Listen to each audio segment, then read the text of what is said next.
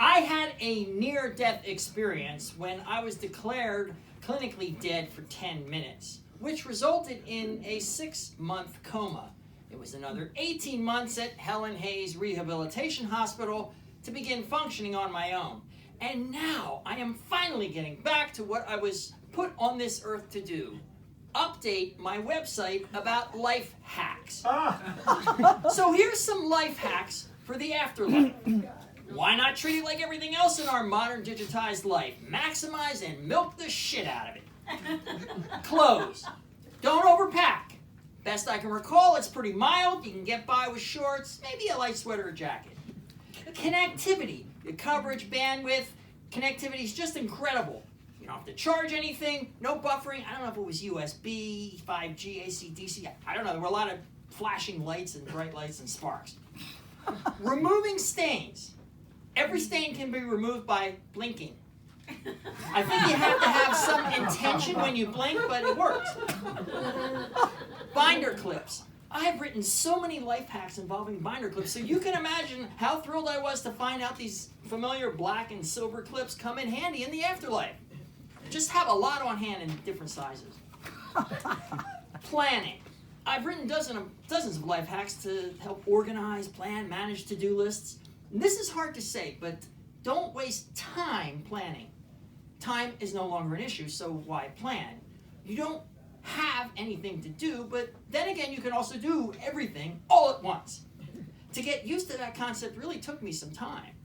I can't explain how much time it took me because time existed in another dimension outside of my being, which also didn't really exist in any formal state except as an amorphous entity that merged seamlessly in the whole spiritual of a Godhead.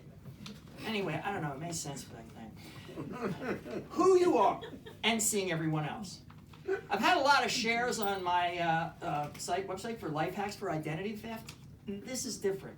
In the afterlife, your identity isn't who you are, but you still sort of are you. It's not that you forget who you are, you're just not who you were. Now, about seeing all the people who passed on in the afterlife, well, you are also everybody else that ever existed or will exist, and everybody sees you because you see everybody because you are everybody and everyone and everything in one singular formless void stretching into eternity. You want to see your grandparents? You are your grandparents. All right, managing travel. You can travel anywhere. Don't waste it on the Grand Canyon. Explore. I was a fan of the Andromeda Galaxy and this star cluster, NGC 2129, totally awesome. Also, don't forget the really little teeny tiny things. Get down there with the leptons, muons, the Higgs boson. You haven't lived until you've hung out with charmed quarks switching negative and positive charge at the speed of light. Finally, do not, and I must repeat, do not waste time visiting hell. Here's what's up. We are living in hell right here on Earth. You want to come back and see everybody bitching about the president and global warming and a Chantix commercial? Come on. The big questions. Now, I'm big on mnemonics. You know, like in biology, I came up with a good one for Kingdom Phylum class. It was, Kesha's peppers came oozing from Gandalf's shoes. I still remember that one. So I had a really long mnemonic for all the questions I would have in the afterlife. By the time I got there, I had all the answers for everything. You don't have questions because finally you understand every single thing about anything and like questions no longer exist.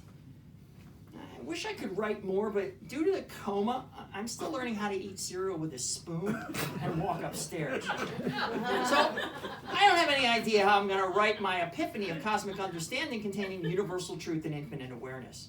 I mean, that would be like the ultimate life hack. Thank you.